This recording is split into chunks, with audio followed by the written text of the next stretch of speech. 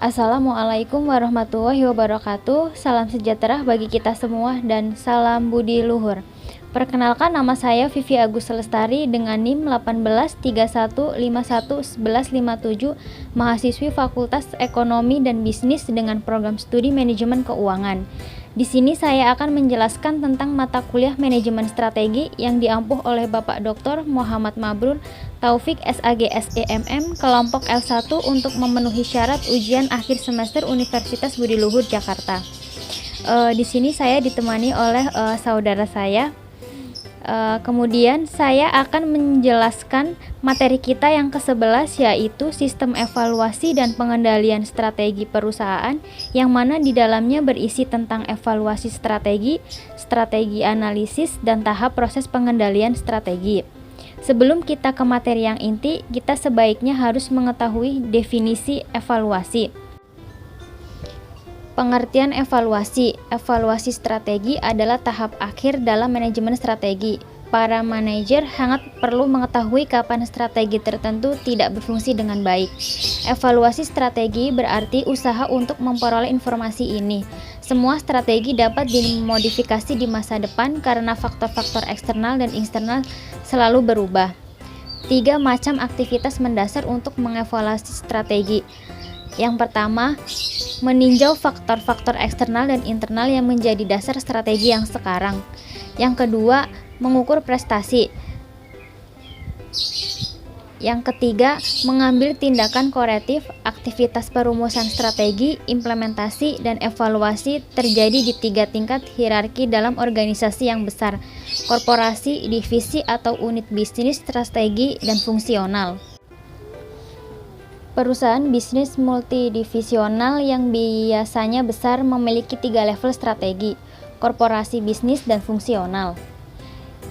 Yang pertama, strategi korporasi menggambarkan arah perusahaan secara keseluruhan, mengenai sikap perusahaan secara umum terhadap arah pertumbuhan dan manajemen berbagai bisnis dan lini produk untuk mencapai keseimbangan portofolio produk dan jasa. Yang kedua, strategi bisnis atau strategi bersaing biasanya dikembangkan pada level divisi dan menekankan pada perbaikan posisi persaingan produk, barang, atau jasa perusahaan dalam industri khusus atau segmen pasar yang dilayani oleh divisi tersebut. Yang ketiga, strategi fungsional menekankan terutama pada pemaksimalan sumber daya produktivitas dalam batasan perusahaan dan strategi bisnis yang berada di sekitar mereka. Departemen fungsional mengembangkan strategi untuk mengumpulkan bersama-sama berbagai aktivitas dan kompetensi mereka guna memperbaiki kinerja. Kemudian hakikat evaluasi strategi. Proses manajemen strategi menghasilkan keputusan yang mempunyai konsekuensi yang signifikan dan jangka panjang. Keputusan strategi yang salah dapat menimbulkan kerugian besar yang akan sulit sekali untuk memperbaikinya. Oleh karena itu, banyak perencana strategi sepakat bahwa mengevaluasi strategi sangat penting untuk kehidupan organisasi. Evaluasi yang tepat waktu dapat memperingatkan manajemen akan adanya masalah atau potensi masalah sebelum menjadi kritis. Evaluasi strategi bisa merupakan proses yang rumit dan sensitif. Terlalu banyak kegiatan mengevaluasi strategi dapat menghabiskan biaya yang sangat mahal dan bisa jadi kontraproduktif. Evaluasi strategi penting untuk memastikan tujuan-tujuan strategi yang dapat ditetapkan dapat tercapai. Yang pertama, kegiatan evaluasi strategi. Mengkaji landasan strategi bisnis atau perusahaan, membandingkan hasil yang mengkaji, diharapkan dengan kenyataan mengambil tindakan korektif untuk memastikan bahwa kinerja sesuai dengan rencana. Kemudian yang kedua, kriteria evaluasi strategi. Yang ketiga, konsistensi. Sebuah strategi tidak boleh memiliki tujuan dan kebijakan yang tidak konsisten. Kelayakan sebuah strategi tidak boleh terlalu banyak membebani sumber daya yang ada maupun tidak boleh menciptakan submasalah yang tidak dapat dipecahkan kesesuaiannya. Kesesuaiannya mengacu pada kebutuhan para perencana strategi untuk mengkaji serangkaian tren maupun masing-masing tren dalam mengevaluasi strategi.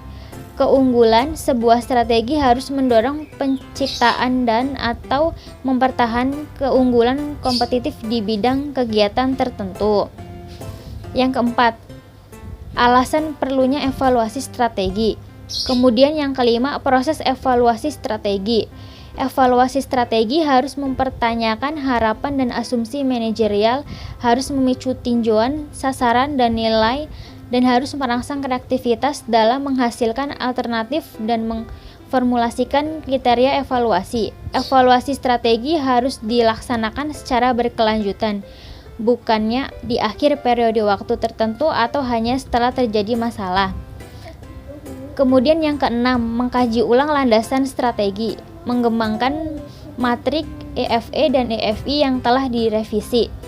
Matrik EFI yang sudah direvisi harus fokus pada perubahan dalam kekuatan dan kelemahan manajemen, pemasaran, keuangan atau accounting, produksi atau operasi, lead bank dan SIM. Matrik EFF yang sudah direvisi harus menunjukkan seberapa efektif strategi perusahaan dalam merespon peluang dan ancaman utama. Kemudian yang ketujuh, mengukur kinerja organisasi. Kedelapan, aktivitas ini termasuk membandingkan hasil yang diharapkan dengan hasil yang sebenarnya, menyelidiki penyimpangan dari rencana, mengevaluasi prestasi individual, dan menyimak kemajuan yang dibuat ke arah pencapaian sasaran yang dinyatakan. Sasaran jangka panjang dan sasaran tahunan biasanya dipakai dalam proses ini. Kriteria ini untuk mengevaluasi strategi harus dapat diukur dan mudah dibuktikan. Evaluasi strategi didasarkan pada kriteria kuantitatif maupun kualitatif. Kriteria kuantitatif biasanya digunakan untuk mengevaluasi strategi adalah resiko keuangan, ROI, ROE, laba per saham, pertumbuhan aset, pangsa pasar, dan lain-lain. Kemudian poin yang kedua, jenis pengendalian strategi. Pengendalian organisasi terdiri dari 3 jenis, yaitu pengendalian strategi, pengendalian manajemen, dan pengendalian operasional. Pengendalian strategi merupakan proses dari evaluasi strategi yang dilakukan baik strategi tersebut dirumuskan dan setelah diimplementasikan.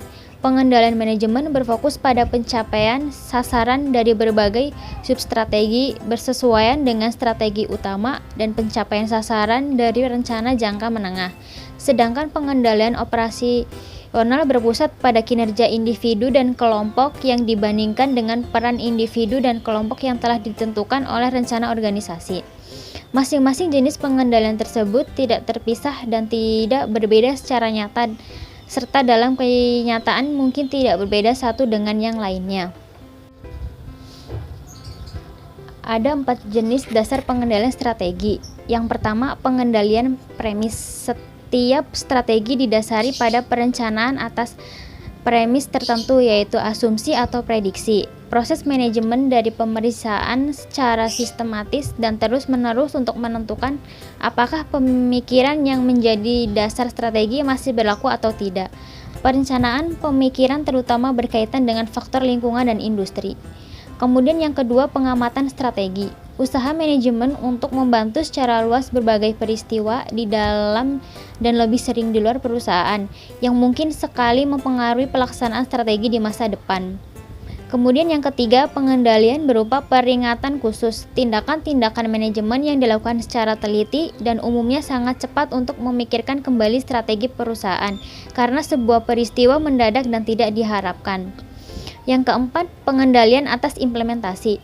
Usaha manajemen yang dirancang untuk menilai apakah keseluruhan strategi harus diubah dengan mempertimbangkan hasil yang berkaitan dengan tindakan-tindakan tambahan dalam keseluruhan strategi. Hal ini biasanya berkaitan dengan tujuan khusus strategi atau proyek dan dengan pemeriksaan peristiwa penting yang ditentukan sebelumnya. Kemudian, kerangka kerja evaluasi strategi. Yang poin pertama, menelaah berdasarkan strategi. Menelaah prinsip dasar strategi organisasi dapat dilakukan dengan melakukan revisi terhadap matrik EFE dan matrik IFE. Matrik IFE harus berfokus pada perubahan yang terjadi dalam manajemen organisasi, pemasaran, keuangan atau akuntansi, produksi atau operasi, bidang serta kekuatan dan kelemahan sistem informasi manajemen. Revisi matrik EFE harus menunjukkan seberapa efektif strategi perusahaan dalam merespon peluang dan ancaman. Berbagai faktor internal dan eksternal dapat menghambat perusahaan untuk mencapai tujuan jangka panjang dan tujuan tahunannya. Secara eksternal, tindakan para pesaing, perubahan permintaan, perubahan teknologi, perubahan ekonomi, perpindahan demografi, dan tindakan pemerintah dapat menghambat pencapaian tujuan organisasi. Secara internal, strategi yang tidak efektif mungkin dipilih atau diimplementasikan, yang buruk mungkin dilakukan. Tujuan mungkin terlalu optimis, oleh karena itu kegagalan untuk mencapai tujuan mungkin saja bukan merupakan hasil dari pekerjaan manajer dan pegawai yang tidak memuaskan. Seluruh anggota organisasi perlu mengetahui hal ini untuk mendorong timbulnya dukungan mereka terhadap aktivitas evaluasi strategi. Organisasi berusaha keras untuk mengetahui secepat mungkin saat di mana strategi mereka tidak efektif lagi. Terkadang manajer dan pegawai di lini depan mengetahui hal ini terlebih dahulu daripada para penyusun strategi. Kemudian yang kedua, mengukur kinerja organisasi. Mengukur kinerja organisasi berguna untuk membandingkan antara hasil yang diharapkan dengan hasil sesungguhnya. Menyelidiki deviasi dalam rencana, mengevaluasi kinerja individu, dan menilai perkembangan yang terjadi dalam mencapai tujuan yang telah ditetapkan. Kriteria kuantitatif yang namun digunakan dalam evaluasi strategi adalah rasio keuangan yang digunakan oleh para penyusun strategi untuk melakukan 3 perbandingan, antara lain membandingkan kinerja perusahaan dalam periode waktu yang berbeda. Beberapa potensi masalah yang berkaitan dengan penggunaan kriteria kuantitatif untuk mengevaluasi strategi, antara lain: 1.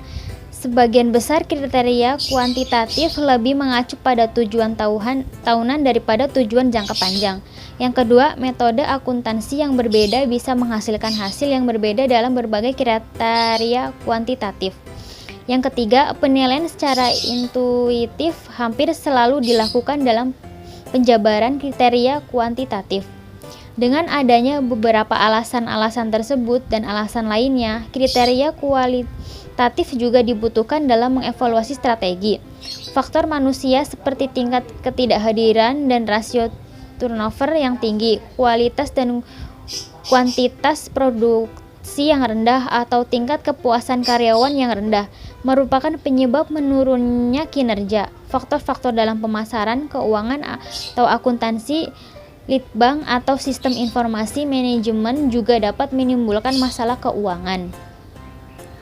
Kemudian untuk yang poin ketiga, mengambil tindakan korektif. Mengambil tindakan korektif adalah melakukan perubahan untuk memosisikan kembali perusahaan ke tempat yang lebih kompetitif bagi masa depan. Contoh perubahan yang mungkin dibutuhkan adalah memperbaiki struktur organisasi, mengganti 1 atau 2 individu yang penting, menjual sebuah divisi, atau merevisi misi perusahaan.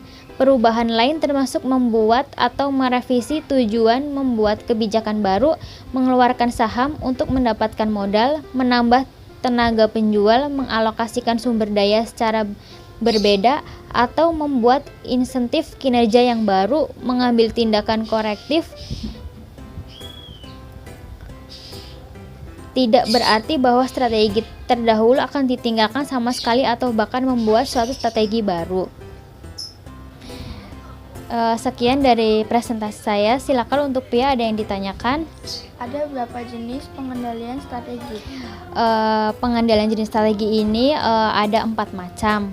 Yang pertama pengendalian premis, kedua pengendalian strategi, terus yang ketiga pengendalian berupa peringatan khusus, terus yang keempat pengendalian atau implementasi. Kemudian untuk pertanyaan kedua, apa alasan perlunya evaluasi strategi?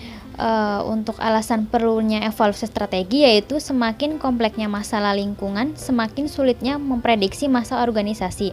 Berkurangnya rentan waktu di mana perencanaan dapat dilakukan dengan tingkat ketetapan tertentu.